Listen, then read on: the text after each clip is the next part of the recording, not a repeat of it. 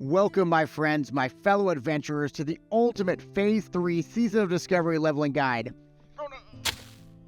Okay, this is going to be the ultimate leveling guide. It's going to cover everything you need to maximize your leveling speed, so you can get all those new PvP rewards, you can get in on the gold farming action, and of course, the awesome new Sunken Temple raid. In this guide, we're going to be covering all the newest strategies to hit 50 in record time. And of course, we'll be covering the broken new enchants and runes you can use to level even faster. Plus, we'll be talking about the exact optimal way to max out your incursion experience. Let's start with 1 to 25. So up until 25, questing really is your fastest option. Luckily, the big thing about 1 to 25 is that you get a massive 100% experience bonus. The best way to level quickly with questing is to use a questing route. Available on CurseForge, the Rested XP guide will give you an optimal route step by step. In my recent experience questing, the zones are really free. You can breeze all the way to 25, no problem. But there are several things I'm doing to level way faster. The first thing I did was to equip my ults with really strong white items with enchants on them. Fiery weapon enchant on a skinning knife cost me 50 gold. It's a big investment, but I can mail that weapon to every single melee character I have. And of course, might or move speed on your boots is a really big time saver as well. I also recommend getting guildies to help you to grab key runes. Star Surge, for example, can really drastically increase your leveling speed on a druid. Also, when I'm starting out, I make sure to grab as many world buffs as I can. You can stack literally all the world buffs on a level 1 character and just destroy mobs. That even includes the new Sunken Temple buff, which is really strong. That being said, if you've got gold on a main character, you could really skip all of 1 to 25 and just be done in 3 hours or less. So you would start with Dark Rider summons. This isn't something every server has, but on Crusader Strike we can get summoned to every single Dark Rider rune. That gives you a nice free rune at level 1, but it also jumps you to level 11 in about 15 minutes.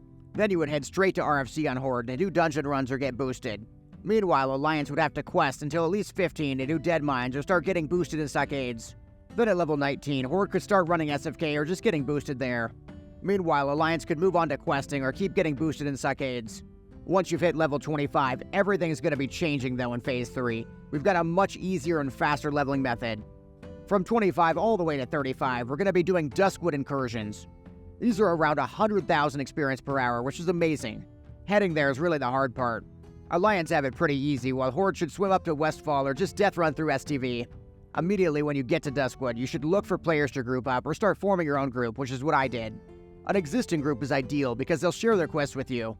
You've got to know that Duskwood Incursions are different than the other incursions. They really are designed to be done in a 5-man, and you're forced to kill mobs. An example of this is the trees you'll run into when you head through the portal. These are easy to kill trees, but if you run past them, they'll basically one-shot your entire group with a spell. So anyways, our ideal Duskwood route would be to start in the west with the ogres, then head to the dragon area afterwards and finish off with the worgen area. We really want to do all the quests in each area if it's not too crowded. That does include the kill quest and the escort quest as well. It is worth noting that even if you don't have the elite mob kill quest with a 5-man, you can still kill them for around 2,500 bonus XP. While you're questing, I definitely recommend using the Incursion Quest Week aura. That'll quickly show you which quests you have available in each area without having to look at your quest log. So after you finish up the final area, I definitely recommend hitting up one of the forced teleport walls to teleport back to the middle of the map to turn in your quests. This will appear to despawn the escort quest, but they do teleport to you after a few seconds. Then the end of the loop is just turning in your quests and sharing all the new ones you've got with your group. Until level 35, you're just going to keep repeating this loop over and over again.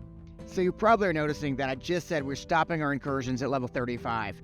In fact, we can't do any more incursions until level 37. That's when Ashen Veil unlocks, and that's when we're really going to ramp up our XP. Until then, we're going to have to do something else, whether it's STV, whether it's Scarlet Monastery, or even buying a boost. Alright, so at 37, we're going to be switching to Ashen Veil Incursions. This is where your XP really ramps up, even to over 200,000 experience per hour. The first thing to do before you head to Ashen Veil Incursions is to grab your mount for 10 gold. The mount is usable even before level 40. Plus, it lets you stay mounted indoors in some of the areas, which saves some time. So Ashen Veil is really all about heading to the 3 major areas similar to Duskwood. Here, though, you're going to be prioritizing the collection and the dialogue quests. The only exception would be if you had a really good 5-man group for killing and it wasn't very crowded. Everybody's going to be going to the dragon area first, then the satyr area, then the lumber area. If the bosses are up, you tag them. And if the escorts are up, you grab them. But if not, you don't have to worry about it, you just move on. The real biggest mistake you could make during the incursions is to worry about one quest too much. So after you get done with the last lumber quest, which is going to be the Dream Engine quest usually, we're going to head back to the stairs. Just by standing near the stairs, you're going to get credit for escort quests even if it's not your group that turns them in. So while you're at the stairs, you're patiently waiting for your group to finish their quests. One thing you could do is go ahead and buy some of the reagents people are selling around the stairs. So at this point, you've got a stocked up quest log. It's time to go back to the NPC and turn in. One tip I love to do is to use the Rested XP add-on with the auto quest dialogue. This turns in all your quests really fast and saves you some effort. So just like in Duskwood, we're going to be repeating this, except it's going to be going all the way up to level 50. This is pretty much the leveling meta, though you could actually go to Feralis at 48 instead. The reasoning for that is that you get more reputation, plus the daily 1,000 rep bonus. Whether you want to go to Feralis or not is really going to depend on how close you are to Honored. Your ultimate goal by 50 is to be Honored with Emerald Wardens, because that gives you a free set of catch-up gear to jump right into Sunken Temple. And while we're talking raids, it's really not a bad idea to fit in a Nomergon either. On top of the over 100,000 experience you'd get, the epic helmets are still relevant for a lot of classes. Second is that you get an ultimate traveling secret for leveling and beyond. Because my tunes have done the epic helmet questline, I put all their Hearthstones in Booty Bay. Once you've done that questline, you get a free teleport in Booty Bay directly to Feralis. That saves me a ton of time when I want to go level or farm or do incursions, really anything. It's like your Hearthstone's in 2 places at once. There's actually one other way to level that nobody's really talking about right now, which is instead of incursions, you would go into ZF and spam ZF for the wild offerings. Now the reason you might want to go for the wild offerings farm instead would be that you're already honored with Emerald Warden, so you already have the gear. Since every single class in the game pretty much has to do the Wild Gods questline, it kind of makes sense to knock it out earlier. The same line of thinking also applies to doing the Maradon Scepter questline. I can't tell you how frustrating it is to be level 50 and not have that scepter. Definitely try to knock that out pre-50 if you can. So by now you should know the very best ways to level in Phase 3 of Season of Discovery. Whether it's the open world leveling and the incursion leveling, everything should be as optimized as possible. I've got to ask, do you have any plans to level additional alts? What kind of characters are you working on next? Personally, I'm working on a druid and I want to make a resto shaman very soon.